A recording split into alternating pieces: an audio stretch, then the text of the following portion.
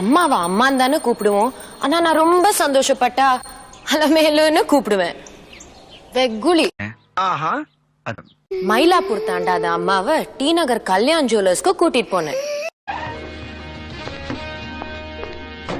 அடே அப்பா, எவ்வளவு பெரிய பிளாட், எத்தனை வீடுக, இது தெரியாம தெரு தெருவா நாயா அலைஞ்சிருக்கமே. பாருமா, இதுதான் உலகத்திலேயே பிக்கெஸ்ட் ஜுவல்லரி ஷோரூம்.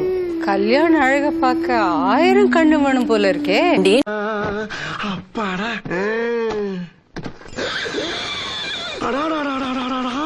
ஒரு வீட்டு இவ்வளவு வச்சிருக்காங்களே. அப்ப ஒவ்வொரு வீடா இறங்கி ஒர்க் பண்ணோம்னா அந்த பிறவி பலன் இந்த பிளாட்லயே முடிச்சலாம்டா சாமி. நாம அலங்கரிச்சு பார்க்க வேணாமா? தோடு வளையல் அடிகன்னு வைரத்திலேயே இழைச்சிட்டேன்.